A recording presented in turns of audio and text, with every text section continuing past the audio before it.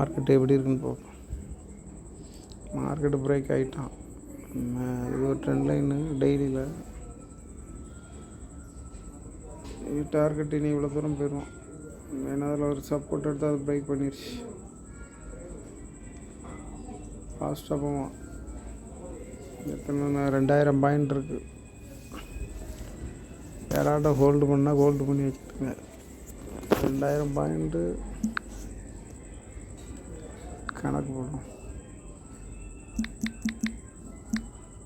2000 என்று ஒரு 5 லாட்டு எடுத்து வச்சா 100 2 லட்ச ரூபா கேஷ் பண்ணலாம். நீங்கள் கீழே ஸ்டாப் லாஸ் போட்டு வச்சா அது பாட்டு பறந்துடும்.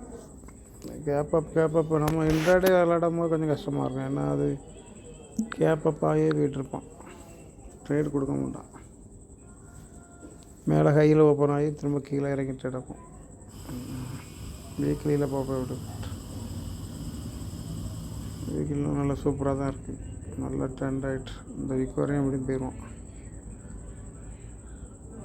அதில் போய் தான் ஒரு கீழே இறங்கும். ஏன்னா இந்த வீக்கெல்லாம் பிரேக் ஆகி மேலே போயிடுச்சு. கிட்ட போய் தாண்டிட்டான். இனி அப்படி பறந்துடும். 5 மினிட்ல இப்படி இருக்கும். மார்க்கெட் லோ மார்க்கெட்டு தான், பெரிய அளவுக்கு ஒன்றும் இல்லை. மார்க்கெட்டு இது இங்கே சப்போர்ட் எடுத்து போயிருக்கணும். அப்போ நல்லா ஃபாஸ்ட்டாக போயிருக்கான்.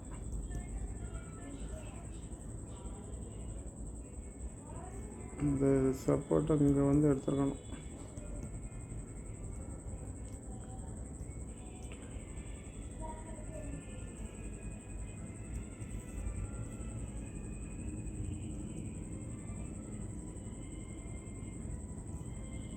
இருந்து இங்கே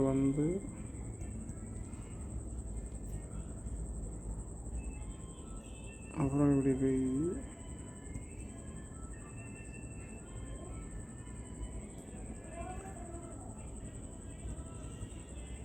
இப்படி போயிருக்கோன்னா சூப்பராக மேலே போயிருக்கும். ஃபாஸ்ட்டாக போயிருக்கும். இது ஹோல்டாகி போயிடுச்சு.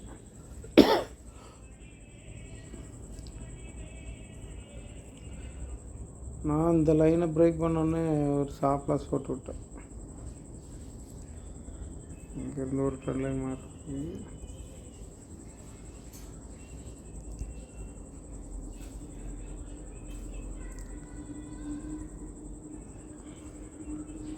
இங்கேருந்தே எடுத்துட்டேன். நீ கீழே இறங்க மாட்டான் அப்படின்ட்டு.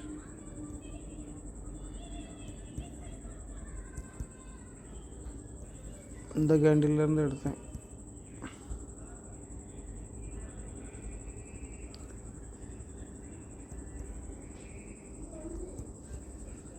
இது 2 எடுத்துகிட்டு அப்புறம் கொஞ்சம் தூரம் ப்ராஃபிட் வந்தோடனே ஸ்டாப் லாஸு எனக்கு போட்டு விட்டு போயிட்டேன்.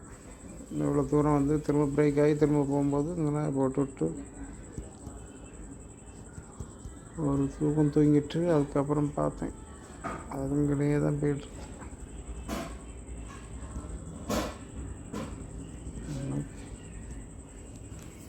பெரிய அளவுக்கு ஒன்றும் இல்லை மார்க்கெட்டில்.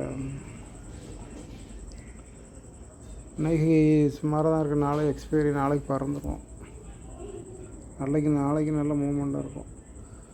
இது இன்றைக்கி எப்படி பார்த்து எடுக்கணும்னா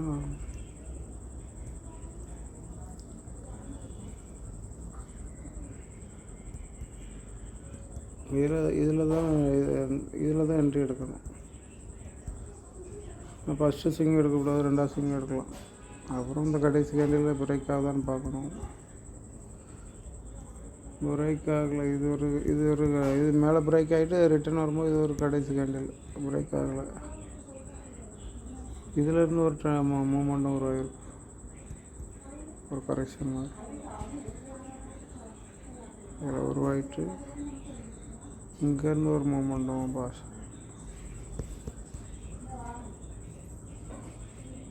இந்த ட்ரெண்ட் லைனுக்கு பிரேக் அவுட்டுக்கு இவ்வளோ தூரம் தான் டார்கெட்டு. அவ்வளோதான் வைக்கணும். அது கீழே போயிருக்கு. கீழே சப்போர்ட் எடுத்துகிட்டு போகுது. சப்போர்ட்டு எந்த இடத்துல எடுத்துருக்குன்னா இந்த இடத்துல ரொம்ப நேரம் ஹோல்ட் ஆகிருக்கும். மேலே அப்படி ஹோல்ட் ஆகிருக்கும். இந்த ஹோல்டுக்கும் வித்தியாசம் இருக்குது.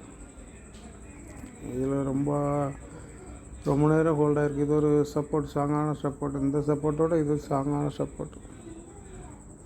அதனால தான் அதில் வந்து எடுத்துகிட்டு திரும்ப மேலே போயிருக்கு. கரெக்டாக அந்த பையர் ஓப்பனாக கண்டோன்னா இதில் ஒரு என்ட்ரி போட்டுக்கலாம். இது வின் பண்ண பிறகு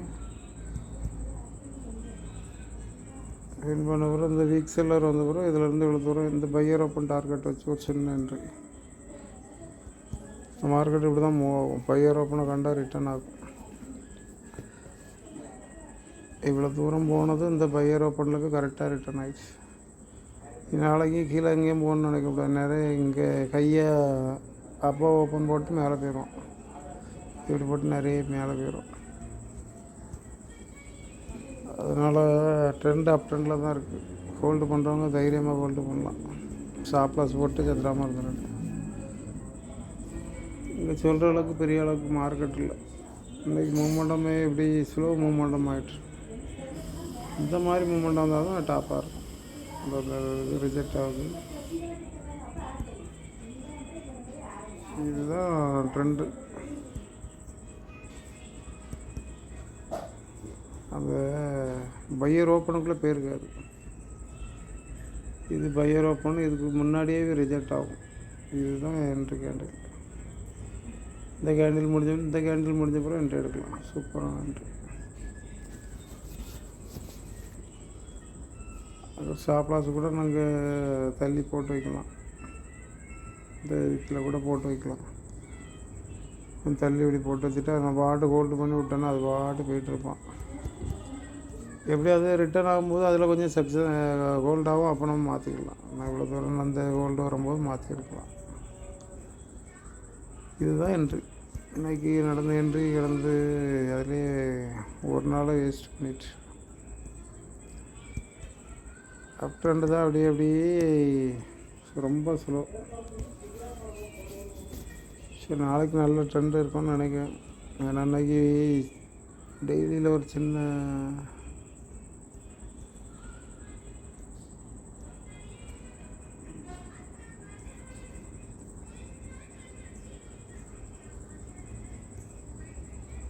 இந்த செல்லரை பிரேக் ஆகிருக்கு. ஒன்று அபோ ஓப்பன் போட்டு போதோ இல்லைனா எப்படி கீழே வந்து போதோ தெரில. செல்லரை போனால் டச் பண்ணிவிட்டு இந்த மாதிரி வந்தால் தான் நல்லா ஃபாஸ்ட்டாக மேலே போகும். இந்த இடத்த இப்படி வந்து நடந்துச்சுன்னா நல்லா ஃபாஸ்ட்டாக மேலே போகும். அப்படியே மேலே போகுதுன்னா எங்கேயாட்டம் போய் திரும்புறதுக்கு தான் பார்க்கும். இங்கே ஒரு பையர் ஓப்பன் இருக்கான்.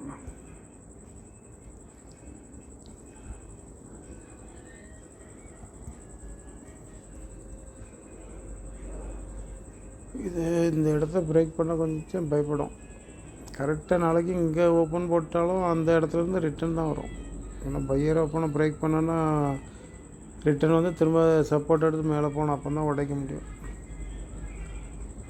இப்போ இந்த பையர் ஓப்பனில் மட்டும் ஒரு லைன் போட்டு வச்சுக்கிடுங்க. அதில் ஒரு ரெசிஸ்டன்ஸ் கண்டிப்பாக எடுக்கும். அதை தாண்டி ஓப்பன் ஆகிட்டுனா அப்போ நிறைய பறந்துடும். இங்கே இந்த மாதிரி வரும்போதும் உடச்சிட்டு போயிடும். அந்த மாதிரி இங்கே கீழே இறங்கி திரும்ப வந்துச்சுன்னா அதில் வந்துட்டு திரும்ப சின்ன ஹோல்ட் ஆகிட்டு திரும்ப உடச்சி மேலே போயிடும். பார்ப்போம். ஆனால் ட்ரெண்ட் அப் ட்ரெண்ட் தான். ஹோல்டு பண்ணுறவங்களுக்கு நல்ல ப்ராஃபிட் கிடைக்கும். இன்ட்ராடே எடுக்கிறவங்களுக்கு கொஞ்சம் கஷ்டப்படுத்தி விடும். ஏன்னா இங்கே ஒரு இது இருக்குது, வேறு இங்கே வந்து ஒரு பக்கமாக இருந்த மாதிரி இருக்குது. 2000 பாயிண்ட் இருக்குது. ஒன்றும் ப்ராப்ளம் இல்லை. சும்மா